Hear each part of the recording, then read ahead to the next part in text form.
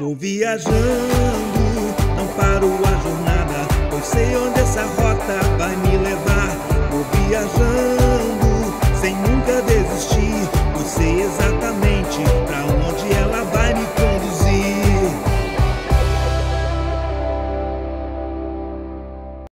Olá, viajantes da Rota 66 Espiritual. Gente, uau, chegamos ao último livro do Velho Testamento. Meu Deus, que viagem fantástica que nós fizemos, esses 38 livros, e agora o livro de número 39, estamos encerrando. E eu queria encerrar com chave de ouro, então eu escolhi uma pessoa muito especial, e é por isso que eu quero dar boas-vindas ao meu amigo, ao meu irmão, Bispo Marcos Vitor. Seja bem-vindo, meu amado. Nildão, que bom estar com você aqui, uma alegria imensa. A gente fica um pouquinho tenso, né? Porque estar com você aqui, com essa experiência toda, com essa bagagem, né? Mas assim, a gente hesitou em não fazer e resistir por conta do desafio e da responsabilidade, né? Mas você, com a sua graça, com a sua sabedoria, acabou nos convencendo e nós estamos aqui para servir. Eu estou muito feliz, também com muita expectativa para esse momento, viu? Amém. Glória a Deus. E eu fico fazendo essa pergunta, eu saí de Dourados em 97, acredito eu. Mas desde 95, que a gente se conhece, que você chegou em Dourados e ali se desenvolveu, chegou, acho que como diácono, né? Depois pastor, depois coordenador, bispo, enfim. E você está em Dourados aí. E aí tem um discípulo teu, que é o pastor Marcos também. Quer dizer, tem dois Marcos aí em Dourados. Exatamente. E eu fiquei orando esses dias, Deus, essa história, tá os dois lá, né? Dois Marcos, porque como é que fica? Eles estão tanto tempo os dois ali. Aí me veio Provérbios 22, 28, né? Não remova os Marcos. Exatamente. Essa é uma piada antiga nossa, mas é boa, porque, para quem não sabe, o Marcos Vitor, para mim, é o Marcão e é o Nildão, e a gente se trata assim. A gente é parceiro de piada, e ele, às vezes eu faço uma piada, é porque ele me mandou, e eu já vou cultivando, fazendo uma seleção de piadas que ele manda, porque ele é o cara que manda as piadas, eu só executo, e o pessoal fica falando, você faz piada, é aqui o Marcos Vitor que manda para mim essas piadas me alimentando. Né? Mas na verdade você é campeão, né, Nilton? Então, assim, a gente... E a obra, ela é tão assim, é bastante árdua, né? A gente enfrenta tantas situações, tantas dificuldades, né? Os desafios são grandes. Se você não conseguir adoçar um pouco, né? Com umas piadas, umas brincadeiras, às vezes a gente está num momento de tensão, né? De luta, de pressão, e aí realmente até Deus coloca alguma coisa no coração da gente para a gente alegrar um ou outro, né? E descontrair. Às vezes eu mando algumas pro Vice Serino também, e ele por toda essa pandemia, todas essas lutas, ele morre de rir, né? Se diverte muito. Então, eu acho que Deus permite, né? Nós não somos, na verdade, pessoas religiosas, né? Sim, então, a gente é livre, né? Para andar com Deus, andar em santidade e para descontrair e brincar também. E você, como né, o pastor Enio, e tem outros mais, né, que quando se encontra é uma verdadeira festa. Joaquim, eu mando o Joaquim também. Tá Tem outro parceiro agora também, o pastor Aminadab, que está aqui em Campo Grande também, que é uma figura. Nossa, Aminadab é uma grande figura, amo ele, de paixão, né? Marcos Vitor, hoje a tarefa, eu não sei, eu achei que muito importante, porque é um livro de 4 capítulos, mas ele encerra o Velho Testamento e ele traz uma mensagem profunda, né? E eu sei que vai ser bênção para quem está nos assistindo, aprender um pouco mais desse livro Malaquias. Então vamos fazer uma introdução, fala um pouquinho aí do Malaquias, se você tem o significado do nome, como é que funciona, ou quando foi escrito, essas informações iniciais que são bastante importantes para a gente.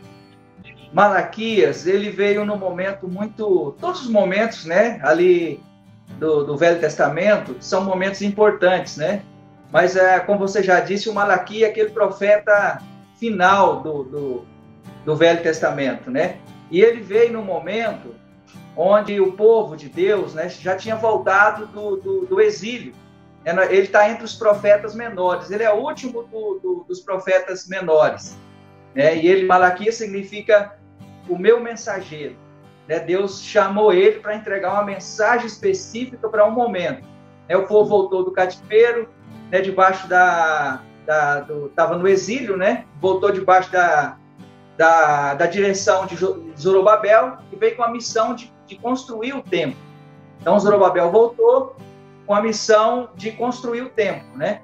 E com todo aquele grupo, e aí logo em seguida também, passou já um tempo, voltou Neemias, né, com seu grupo, para restaurar os muros de Jerusalém. Então, Zorobabel veio com a missão de reconstruir o templo, né, voltando do exílio, né, debaixo de uma palavra de Deus, até depois que se cumpriu uma profecia foi de Jeremias, que disse que iria ficar 70 anos, né? E aí Daniel teve um entendimento, uma revelação que o povo deveria voltar.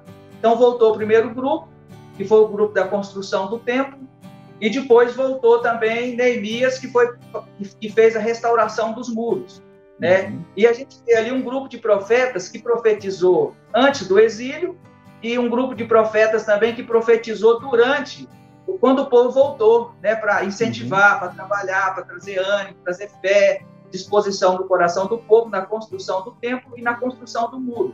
Então, a gente observa ali que teve muito êxito, né, nesse trabalho, através de Zorobabel, através de Neemias, todo aquele grupo, né, tinha ali estabelecidos os governadores, né, os escribas, aquele que colocou em ordem toda a questão da lei, estruturou toda. E tinha uma promessa, né, que a glória da segunda casa seria maior do que a primeira. A glória da primeira casa foi a glória de Salomão.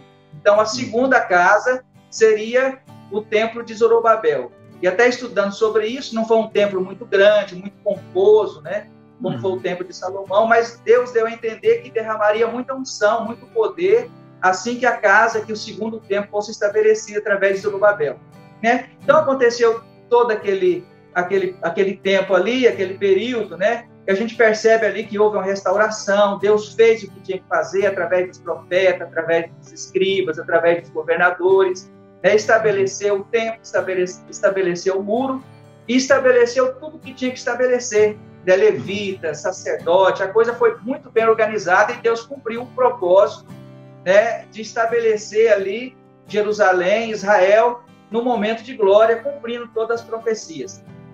E aí, depois que passou todo esse período, viu, a gente observa pela história, né, que o povo, depois talvez aí, de repente, uns 100 anos, que o povo começou a enfraquecer, né, o povo começou a perder aquela força, aquele vigor, né, de servir a Deus, de consagrar a Deus, de fazer o melhor para Deus. Deus percebeu esse esfriamento, esse afastamento.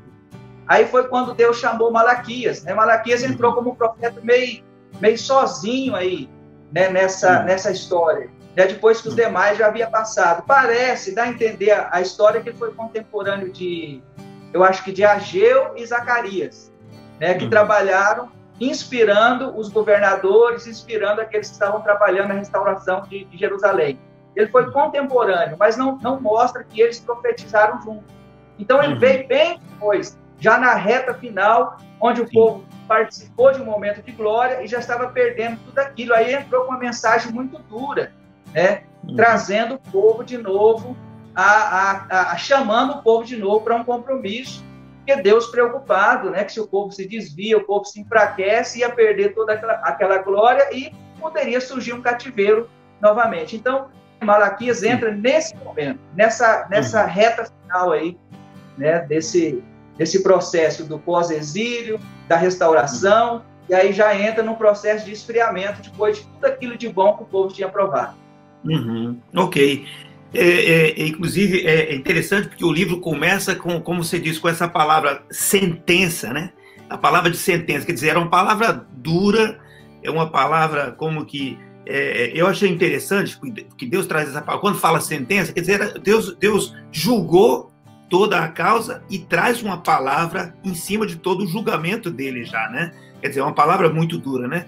Mas, ao mesmo tempo, eu fiquei pensando que quando Deus envia o profeta Jonas para falar em Nínive, né? E ele leva uma palavra de sentença, na verdade, de Nínive também, né? Era uma palavra forte, né? De Deus. Mas Nínive vai e se converte naquele momento da história, né? Pelo menos naquele primeiro momento, né? E também quando Isaías, o profeta Isaías, leva uma palavra para o rei Ezequias, né? Acho que era Ezequias, que ele leva uma palavra também, uma sentença também para Ezequias, não é isso? É uma sentença também, né? Uma palavra forte de Deus, né? E nos dois casos houve reversão, né? Na verdade, Marcos, eu acho que entendo o seguinte, que quando Deus às vezes traz uma palavra, ainda que seja forte e soe como uma grande sentença, há sempre essa necessidade da busca do arrependimento do povo. Se o povo faz isso, Deus pode reverter toda e qualquer sentença, não é verdade? Não, exatamente. Né? Então, o que você entende, na verdade, através desse livro, né, e do posicionamento do profeta, a gente não vê um resultado assim muito, muito claro no final. Você não mostra ali, porque depois, na verdade, você sabe que houve aquele período interbíblico. O período interbíblico, 400 anos de silêncio profético. Exatamente, mas o que acontece?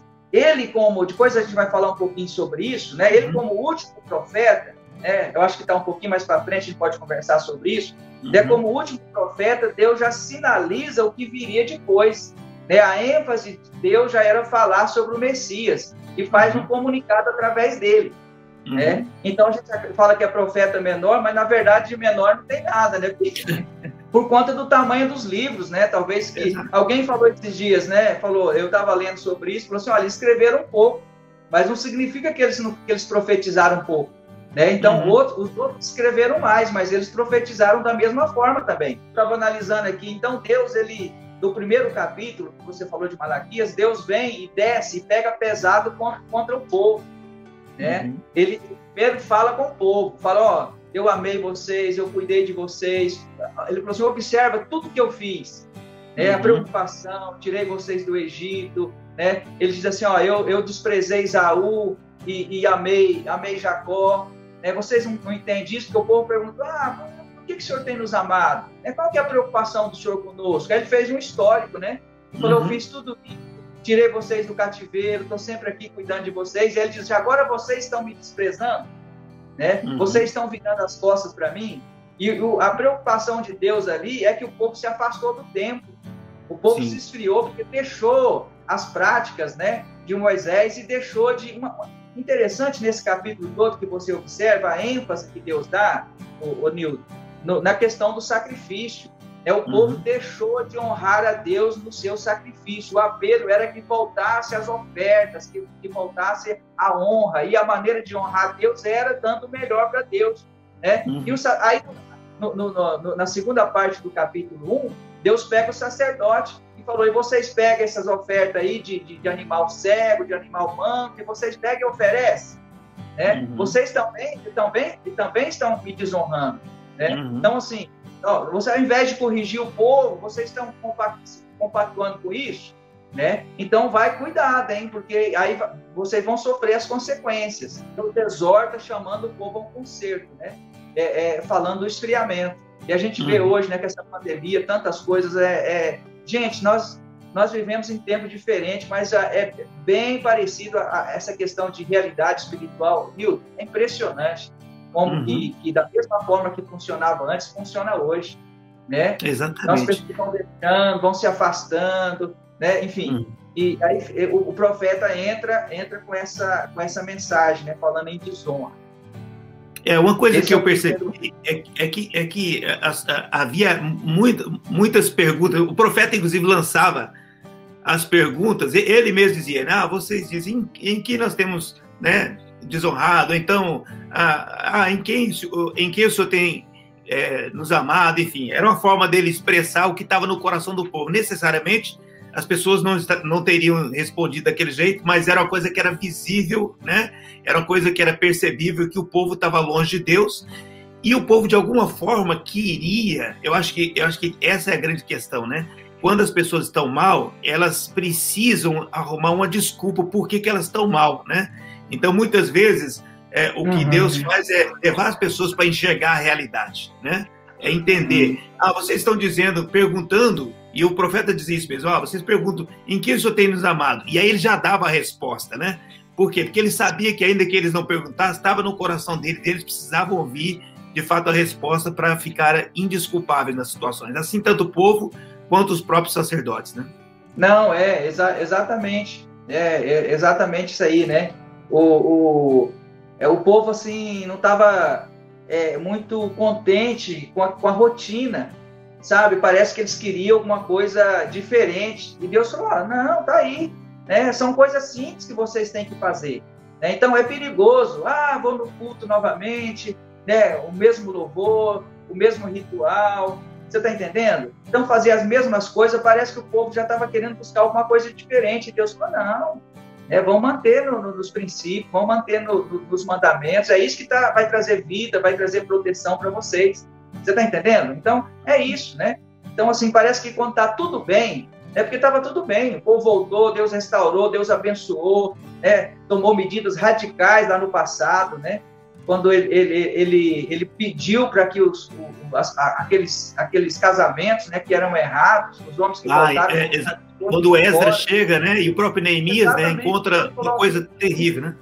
Despede. Então, Deus veio e fez um grande concerto, né? Falou, despede, vamos fazer o que deve ser feito, né? Eu olhava para aquilo ali, né, e falava, puxa vida, né, ter que liberar as esposas, os filhos, geralmente iam juntos, né?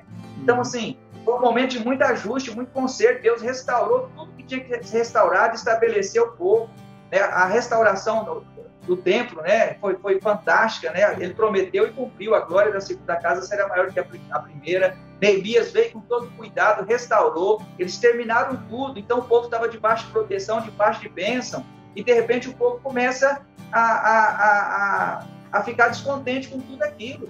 E virar as costas para que Deus estabeleceu. Deus falou, se eu não corrigir, se eu não exortar, vai acontecer a mesma coisa, vai vir o cativeiro, vai vir a destruição. Né? Então, por isso que ele entra pesado ali. E já no segundo capítulo, Deus ele já entra com sentença, viu, Nilton? Aí ele fala assim, vocês não corrigir, haverá maldição. Né? Haverá maldição. Eu vou amaldiçoar, eu vou entrar com... Vocês vão sofrer maldição. A coisa vai ser pesada. E no finalzinho do segundo capítulo, ele fala algo interessante, né? Vocês já romperam aliança comigo, romperam aliança com o altar, estão quebrando os princípios, e já estão novamente rompendo a aliança do casamento. No final do segundo capítulo, ele fala... Eles já estavam fazendo as mesmas coisas de novo, novamente, né? Você está entendendo, né? Foram infiéis comigo, agora está sendo infiel com a mulher da sua mocidade. Então, ele veio para, né? Acho que se passaram ali, eu não sei muito bem essa questão de anos, né? Mas acho que uns 100 anos ou mais, depois que a coisa já tinha sido restaurada, né? Então, em 100 anos aí, mais ou menos, acho que foi 450 antes de Cristo que entrou Malaquias, né? E chegou Malaquias ali como último profeta. Então, eles voltaram do cativeiro aí 600 e pouco, 600, 500 anos, mais ou menos, se passaram, 400, aí 150 anos, mais ou menos. Né, eles já estavam se perdendo naquilo que Deus havia estabelecido. Deus falou, já sei onde que vai dar isso aí. Então aí entra Malaquias. E ele fala uma coisa interessante, que eu vi uma tradução que ele diz assim, eu amaldiçoarei até as suas bênçãos. Olha que coisa de doido. Por quê? Porque tinha uma questão que eu pensei, não, a pessoa... ela vai buscar uma bênção e, de repente, Deus vai amaldiçoar aquela conquista dela. Não, mas ele estava falando com os sacerdotes e ele falou, inclusive, porque o sacerdote era aquele que tinha prerrogativa, né, que tinha a função de abençoar o povo, né?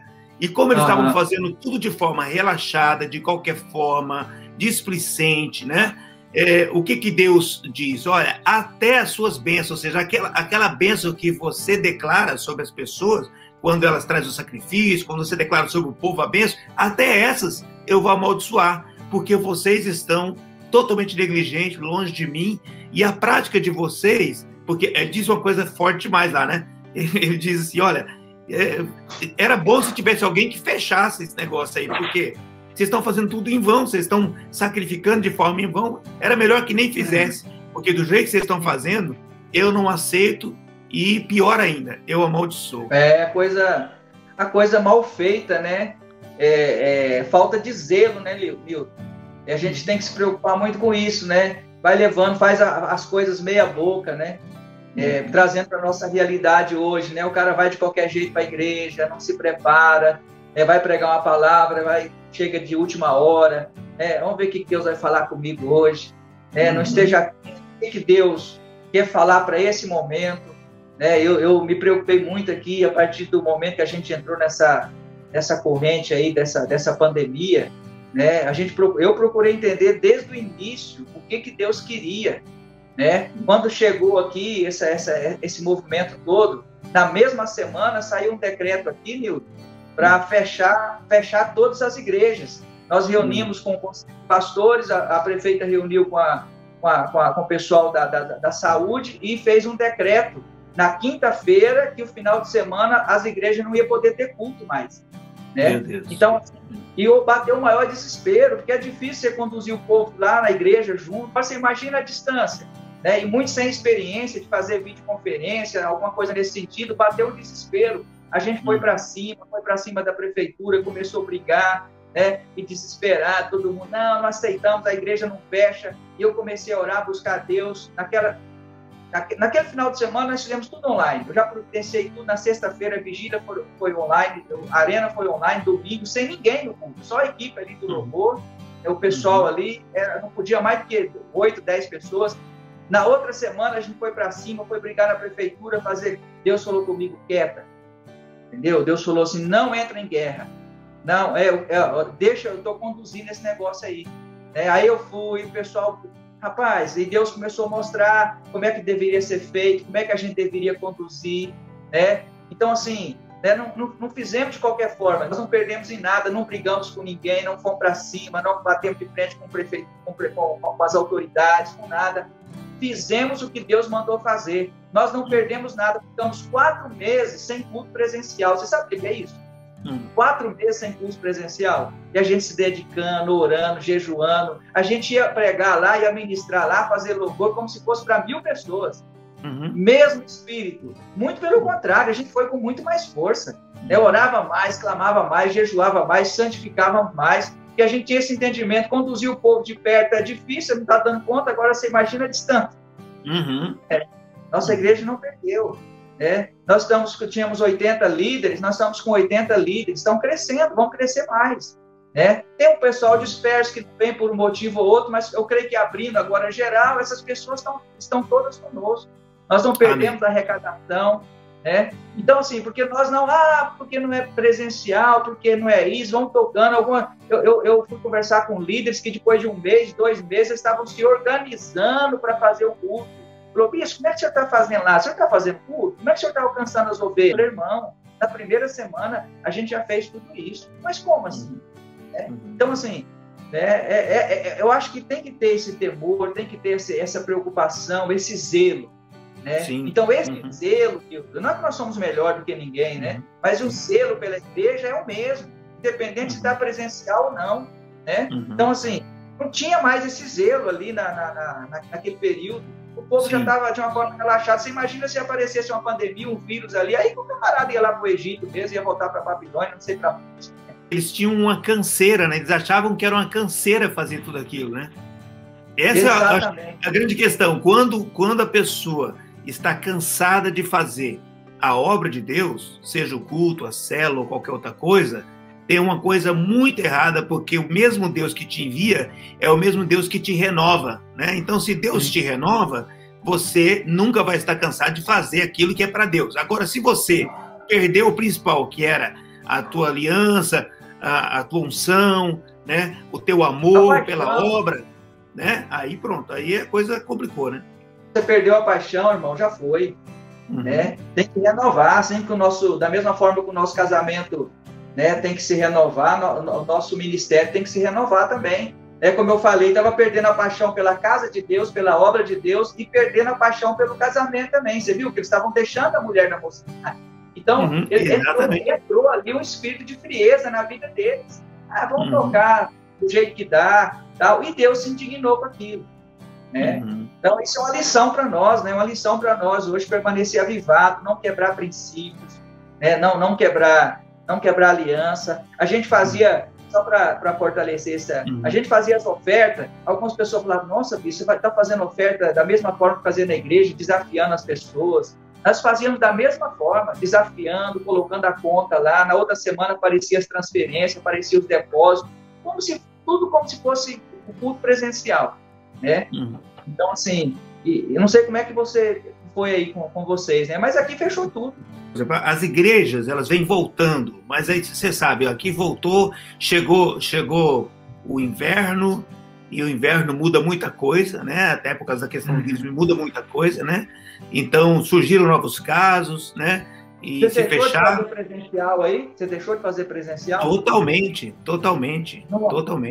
Uma pergunta que eu separei aqui foi: qual era o apelo de Deus para o povo e para os líderes? Qual era o apelo? Como que você enxerga? Qual era o apelo de Deus? Não, o apelo de Deus para o momento é que o povo voltasse aos princípios, né? Que o povo voltasse às leis que foram estabelecidas, né? Então, esse era o apelo. Deus queria honra, né? Deus queria compromisso, Deus queria aliança. Então, era um momento que o povo precisava se achegar a Deus, né? Até tem uma passagem que fala: chegai-vos a Deus e eu chegarei a vós. Então, houve um distanciamento, sim, né? E Deus percebeu esse distanciamento na falta da honra. Deus sentia desonrado pelo povo e desonrados pelo sacerdote que alimentava esse distanciamento, né? E ele começa dizendo: olha, vocês estão oferecendo o pior. Aí ele falou assim: faz essa oferta para o seu governador, para ver se ele vai aceitar. Ele vai se sentir desonrado. Né? Então, da mesma forma, eu estou me sentindo. Né? E aí Deus fala: com tudo que eu fiz, né, o meu amor, a minha preocupação, o meu cuidado, e vocês estão virando as costas para mim. Então, o apelo é: volte. Uma coisa que eu notei é que Deus faz essas comparações. Deus falou assim: se eu sou o pai, então se eu sou o pai, por que vocês não me tratam como pai? Né? Ele se comparou ao pai, ele se comparou ao governador, né? Ele disse que ele era o rei, né, dos povos, enfim. Quer dizer, sim, o tempo todo ele estava chamando as pessoas à realidade de que, como eles tratavam um pai, não estavam tratando a Deus da mesma forma. Tratavam o governador, não tratava a Deus da mesma forma. Então, o apelo era para que as pessoas voltassem a honrar a Deus conforme ele é de fato, não é isso? Então, o profeta usou essa linguagem, né, comparativa, né, para despertar, para mostrar para o povo aonde que ele estava errando, porque eles estavam sempre questionando: aonde nós estamos deixando o Senhor? Como é que nós não estamos honrando? Né? E aí Deus começou a mostrar através da figura do pai, através da figura do governador, para despertar, para dar um choque no povo. Então, o profeta foi muito usado, né? Teve muita graça, muita sabedoria para comunicar essa mensagem e levar o povo ao entendimento. Né? Mas aí você não vê também, você não consegue enxergar o povo se retratando. A gente não vê isso, né? Então, o livro todo é um livro de advertência, é um livro de exortação, é um livro... Você não vê: então o povo se arrependeu, então o povo se voltou, e aí Deus se aplacou para o povo. Não, o tempo todo o profeta está exortando, né? Para que haja esse conserto, né? E aí não veio outro profeta depois para relatar o que aconteceu, então... Na verdade, o povo ficou, de fato, o povo perdeu essa comunicação com Deus. A gente tem os livros, né? Macabeus, e ficou alguma história, mas o povo, de fato, tanto é que a conexão vem com João Batista, né? Mas uma coisa, só abrindo um parênteses ainda dentro desse assunto, o que me chamou a atenção esses dias, até preguei sobre isso, é que havia sim profetas lá. Tinha profeta, mas não tinha essa força, essa influência, né, que esses outros profetas tiveram. A Bíblia fala de Simeão, parece que era um profeta, né, que foi comunicado a ele, né, sobre o Messias, ele esperava no templo. Ana era uma profetisa, né, estava 50 anos ali no templo, profetizando. Ela casou, ficou viúva. Depois que ela ficou viúva, ela foi para o templo. A Bíblia diz que ela era uma profetisa. Ela não tinha um alcance, pelo que a gente entende, na nação toda, mas ela era uma mulher influente. Resumindo a conversa, Deus nunca deixa de falar, né? Talvez não tenha aí um grande profeta amigo de nação, mas tem os profetas aí, né, que se comunicam, que falam, e de uma forma ou de outra tentando trazer ajuste e conserto na vida do povo. Eu acredito que Deus falava para conservação, né? Porque vamos entender uma coisa clara: Deus precisou conduzir esse povo durante os 400 anos do mesmo jeito, porque senão esse povo sumiria. E havia uma promessa do Messias a partir desse povo. Se Deus deixasse esse povo à sorte, sem nenhum rumo, sem nenhuma direção, com certeza esse povo seria esmagado e não chegaria. Sim. Então, o Deus que deu a promessa foi o Deus que cuidou de alguma forma, né? Mas havia aquele que prepararia, diante da grande promessa, o que prepararia o caminho do Salvador, que no caso, o João Batista, quando chegou o seu tempo, ele se manifestou, não é isso? A outra pergunta que eu coloquei é o seguinte, foi: qual o alvo principal do recado divino, aos seus olhos? O alvo principal era, eu até fiz uma pesquisa aqui, Nildo, anotei, né? Eu coloquei aqui, né? Ao invés de serem referência, os sacerdotes e mediadores entre o povo e Deus, né? Eles não tratavam a coisa de uma forma correta. Então, eles eram relapsos na lida. Então, esse foi o recado, o alvo, né?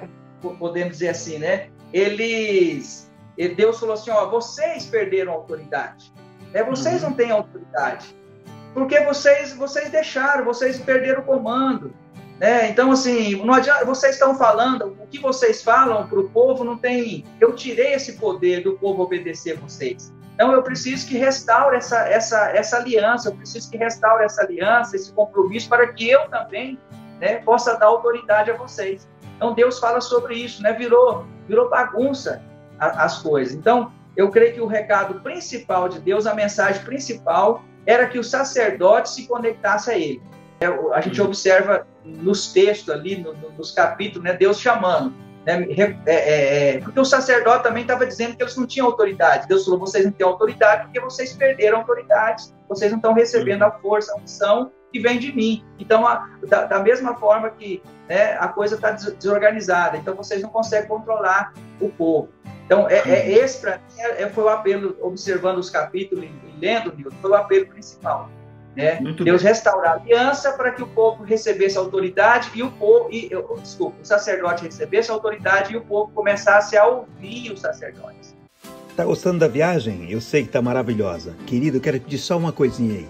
Tá vendo esse botãozão vermelho abaixo de você? Inscrever-se. Aperte nele, por favor, se inscreva no canal. Depois que você apertou, aparece o sininho, né? Então você aperta no sininho para você receber as notificações também. E eu vou te pedir mais uma coisa.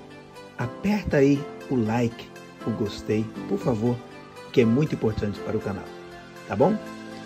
Muito obrigado. As pessoas parecem que conhecem Malaquias por Malaquias 3:10, né? Que fala sobre o dízimo, né? Então as pessoas parecem que só conseguem conectar Malaquias a dízimo. E enquanto que o livro ele é tão forte, traz tantas coisas, né? É um livro que, engraçado que eu vi uma curiosidade, é um livro que tem um livro de 4 capítulos que tem mais de 30, tem quase 40 vezes a frase Senhor dos Exércitos. Olha que coisa, quer dizer, então é um livro recheado dessa questão de Deus buscando apresentar-se como o rei, como o Senhor, como a autoridade, né? Então, quer dizer, é muito mais que isso, né? Quando se fala para o povo sobre dízimos e ofertas, né? Ou sobre os dízimos, enfim, e fala ao sacerdote a questão de como eles apresentam, né? Eu percebo justamente isso que você falou. É a perca do zelo e da autoridade, porque o povo trazia uma coisa qualquer também, mas o sacerdote, ao invés de ensinar e dizer isso, Deus não vai aceitar isso, ele pegava aquilo também, ele pegava o animal, né, doente, né, imperfeito, e ele apresentava diante de Deus, como se para ele, aquilo que o povo estava fazendo de mal, para o sacerdote parecia também não ter peso nenhum também. E aí ele fazia isso. Então, quer dizer, era de fato uma perca do zelo de forma geral, desde o povo até os sacerdotes. Né? E dá a entender que realmente, porque não adianta corrigir, o povo não obedece. Foi aí que Deus falou, vocês estão perdendo a autoridade. Ele fala alguma coisa sobre isso, vocês não têm autoridade, né? Eu tirei a autoridade de vocês, porque vocês estão fazendo a coisa de qualquer forma. Né? Mais uma lição para a gente, né? Nós temos que corrigir o povo, a atitude do povo, né, o comportamento dele. E a gente muitas vezes, o cara, né, não está fazendo bem, mas faz alguma coisa. Né? Então, não, se é para fazer o negócio, vamos fazer bem feito então. Né? Então, esse livro me ensinou muito, estudando, lendo direitinho, né? Não negociar princípios, não negociar valores, mesmo que você vai ter que contrariar a pessoa, né, que você ama, que você tem um carinho por ela. Eu aqui tenho feito um pacto com meus discípulos, né? Você quer ser discípulo? Amém. Quer pagar um preço? Quero. Você vai ser ungido? Quer ser ungido? Quero. Você está disposto a me submeter, a ouvir? Eu não estou negociando nada. Eu estou muito firme nos princípios. Você vai ficar chateado comigo. Você está a fim de pagar esse preço? Não, bispo, tranquilo, estamos juntos. E aí, quando surge uma situação, eu vou corrigir, eu vou falar, mesmo que a gente ama, a gente brinca, a gente conta piada, como você falou, a gente celebra junto, mas na hora que for para falar a verdade, eu não vou negociar como que eu posso dizer, em benefício da nossa amizade, do nosso relacionamento. Então, os princípios, independentes disso, são inegociáveis. Eles sabem disso, sabem que eu não negocio, né? Então, a coisa tem que ser feita com zelo, a coisa tem que ser feita bem feita. Eu tenho aprendido muito sobre isso. A nossa liderança trabalha assim, nós temos que trabalhar assim também. Então, a mensagem principal era essa: o povo havia perdido esse zelo, virou bagunça. O povo fazia, o sacerdote aceitava. E o sacerdote falava, o povo já não ouvia mais, já não obedecia. Por quê? Porque o sacerdote, Deus falou, vocês perderam a autoridade. Se você trouxesse para hoje, né? Qual foi a mensagem profética dele? Como você enxergou, né? E aí depois você transliterasse para cá. O que isso traz para a gente hoje também, para a igreja de hoje? Como eu falei para você, né? Hoje nós vivemos pela graça, mas tem princípios. A igreja tem princípios. Princípios são mandamentos, são estabelecidos, né? Tem os nossos ritos, tal. E isso tem que ser obedecido, tem que colocar em prática hoje. Nós não podemos negociar essas coisas, né? Em todos os sentidos, né? Com relação à vida financeira, com relação à nossa vida conjugal. O dízimo, você tem que fazer na igreja onde você congrega. O dízimo é ali com compromisso com o meu altar. Tem pessoas que, pastor, eu vou dar o dízimo lá, não sei para onde, vou enviar para a África, não sei para onde. Não, onde você congrega. Já que o livro de Malaquias trata muito sobre essa questão de dízimo e oferta, então abordar esse assunto. No nosso casamento, a gente é fiel, a gente não quebra esses princípios, né? Quantas propostas, quantas situações surgem, quantas tentações. Então, a gente pode trazer tudo para o nosso tempo hoje. Entender que isso vai trazer bênção, isso vai trazer proteção. Todas essas obediências vai trazer graça, vai trazer autoridade, vai trazer unção. Vale a pena você honrar, vale a pena você submeter, vale a pena você ser fiel, você manter aliança em todas as áreas, porque Deus honra, Deus te abençoa, é Deus que supre as suas necessidades, como ele disse aqui no livro. E a outra mensagem foi que ele falou a respeito já da vinda do João Batista, que prepararia o caminho do Senhor, né? E prepararia caminho do Messias, que eu achei muito forte também. E quando João Batista veio, o povo não se atentou para aquilo, né? Com o livro ali diante deles, com as profecias ali diante dele, né? Ele vai vir com as características no poder de Elias. O povo sabia que João Batista veio nessa unção e o povo não deu ouvido e deixou passar batido. Eu vejo que hoje também está acontecendo muito desse jeito. Esse capítulo 3, ele é interessante, que o capítulo 3 ele vai falar sobre os dízimos, né? Sobre a questão do devorador e tal, né? E aí o 3 é o mesmo capítulo que vai falar também sobre a diferença de quem serve e quem não serve, né? Muito interessante esses versículos, não é não? Sim, exatamente. Ele dá essa ênfase, né? Daquele que serve a Deus, vereis a diferença daquele que serve a Deus, daquele que tem uma aliança com ele e aquele que não serve a Deus. Mas falando também dessa questão financeira, como se você, fazendo a sua oferta, fazendo o seu dízimo, você está fazendo um serviço a Deus. Olha que coisa, né? Porque o seu dinheiro ali tem um propósito, né?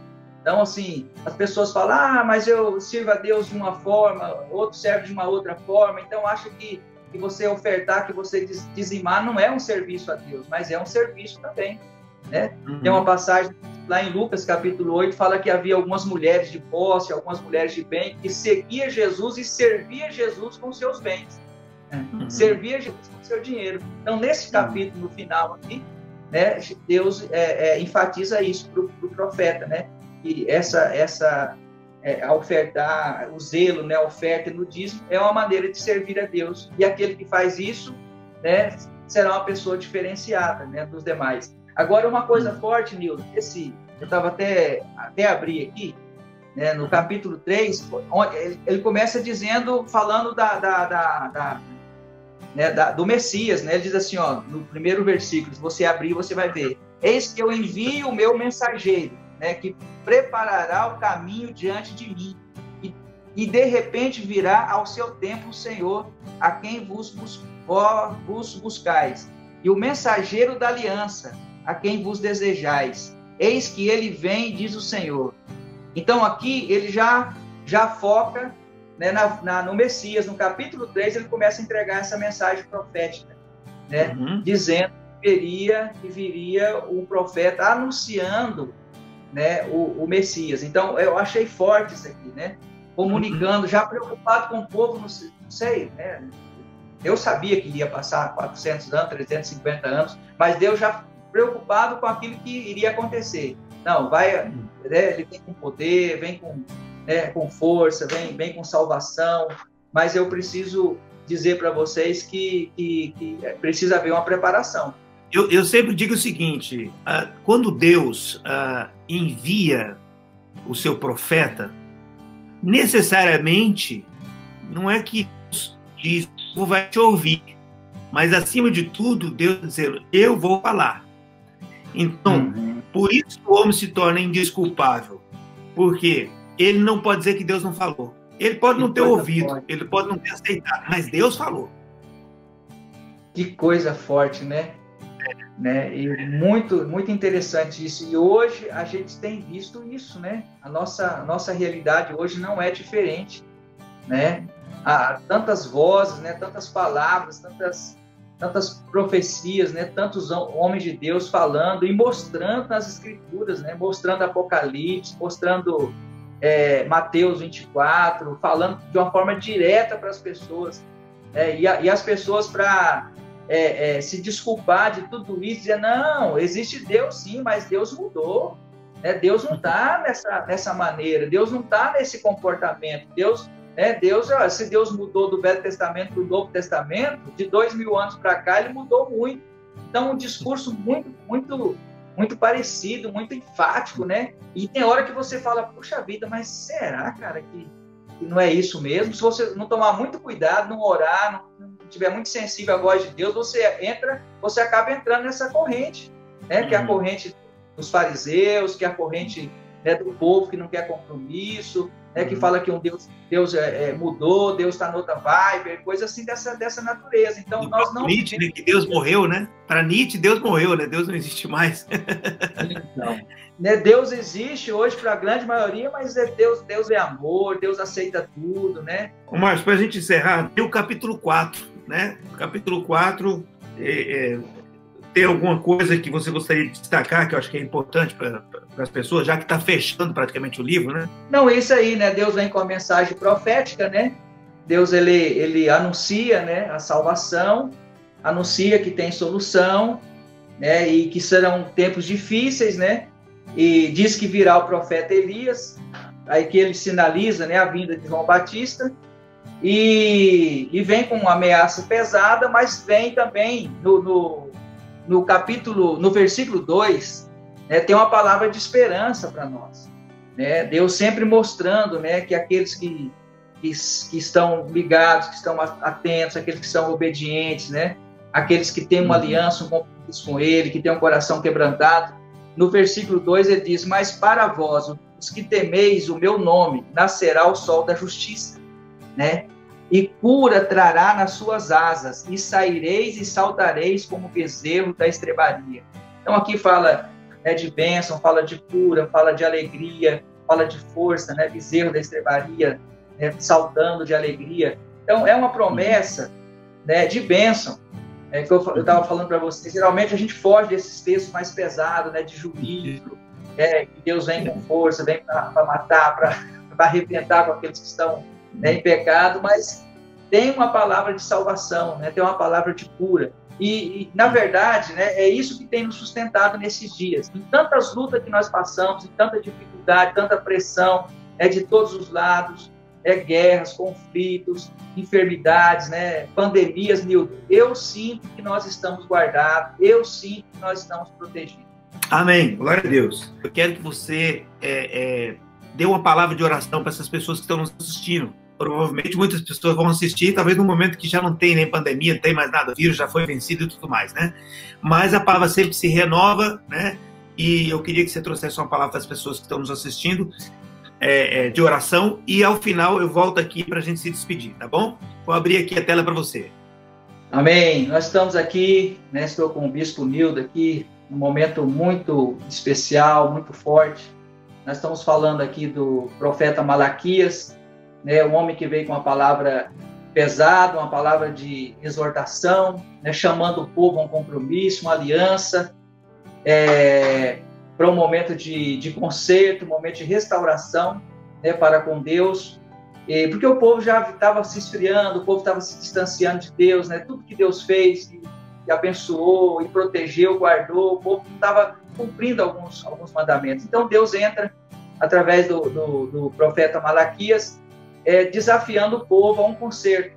E na reta final, né, do capítulo, a gente observa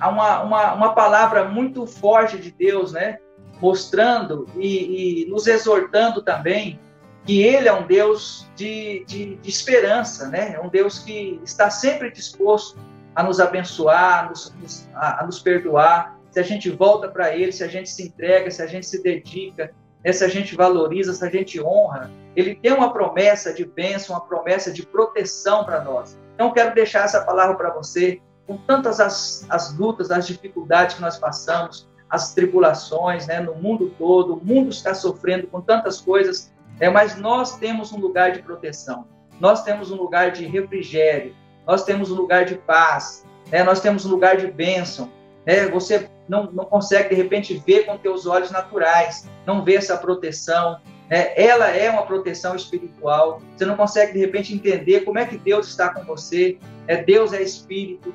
E a palavra fala que quando nós tememos a Ele, os anjos dele acampam em nosso redor, nos guardam, nos protegem. Então, eu quero deixar essa palavra de fé, essa palavra de ânimo. Eu estava conversando com o Bispo Nildo agora, e nós comentamos sobre esse versículo no final de Malaquias, no capítulo 4, no versículo 2, quero ler para você antes de orar. Diz assim: mas para vós, os que temeis ao meu nome, nascerá o sol da justiça, e cura trará nas suas asas, e saireis e saudareis como bezerros da estrebaria. Glória a Deus, que bênção, né? E fala que a gente vai estar por cima, nós não estaremos por baixo, a gente vai estar numa posição elevada. Então esse é o nosso Deus. Quero deixar essa palavra para você, a solução, a proteção, basta você clamar. Diz a palavra: clama a mim e responder-te-ei. E se você clama de todo o seu coração, se você busca Ele de todo o seu coração, se você teme a Ele, Ele vai ter bênção para você, Ele vai dar a direção que você precisa, a graça, a força, a alegria, a salvação, a cura, como é promessa aqui, né, nesse livro para a sua vida. Eu quero orar, quero abençoar a sua vida, a sua casa, a sua família, em nome de Jesus. Pai, nós te louvamos e te agradecemos por esse momento, Senhor, tão importante, tão especial aqui. Nós conversamos sobre a Tua palavra, mostramos a preocupação do Senhor para conosco, de honra, de conserto, de fé, de obediência, de colocar o Senhor em primeiro lugar nas nossas vidas. E nós queremos fazer isso. Eu quero desafiar cada uma dessas pessoas que estão nos ouvindo agora, que está recebendo dessa palavra, dessa direção, dessa oração, a voltar ao seu coração, a voltar a sua mente, a voltar a sua alma para o Senhor. E eu creio que haverá bênção, haverá conserto, haverá proteção. Pai, no nome de Jesus Cristo, nós declaramos que esse ano será um ano de força, será um ano de vitória, será um ano de conquista, Senhor, porque eu creio que esses corações agora serão inclinados a temer ao Senhor. Nós tememos ao Senhor, e eu quero declarar que essas pessoas temerão ao Senhor, e quando nós tememos ao Senhor, nós somos abençoados. Pai, a sabedoria vem sobre as nossas vidas. O temor do Senhor é o princípio da sabedoria. O Senhor nos dá sabedoria para todas as nossas realizações, as realizações naturais, as realizações espirituais, oh Deus, emocionais. Em cada área das nossas vidas nós te pedimos, coloca a tua mão agora, derrama da tua graça, abençoa o Bispo Nildo, Senhor, aí, a sua casa, a sua família. Cumpra o teu propósito na vida deles e na vida de todos aqueles que nos assistem nesse momento, Pai. Nós oramos, agradecemos e te louvamos em nome de Jesus. Amém, amém. Amém. Uau! Que coisa fantástica. Foi muito bom. Essa viagem aqui foi preciosíssima, viu, Bismarck? Muito obrigado pela tua participação. Estou vendo aí o seu escritório da igreja, uma cor diferenciada. É não? Não, eu estou aqui no escritório da minha filha, estou de carona aqui. Eu estou brincando, porque a gente faz brincadeira, ele estava aí com a Bela ajudando ele a organizar o negócio aí para a gente fazer. Deus abençoe muito, dá um abraço na Bispo Adriano, nas meninas, dá um abraço nessa igreja maravilhosa aí. Muito obrigado por estar conosco. Amém. Valeu, Nildão, que bênção, viu? Eu espero, assim, que numa próxima a gente possa, né, tá mais à vontade também. A gente fica... É um desafio, né? A primeira vez falando com você, uma autoridade dessa aí, né? Aqui dos confins da terra, falando aí no país aí de primeiro mundo, você de primeiro mundo. Deus. Amém. Deus te abençoe. Fica na paz. Tá bom, Deus abençoe, querido. Paz. Amém. Eu não sei se você vai caber. Você sabe que eu deixei gravando isso aqui, depois eu ponho no make-off. Vou viajando, não paro a jornada.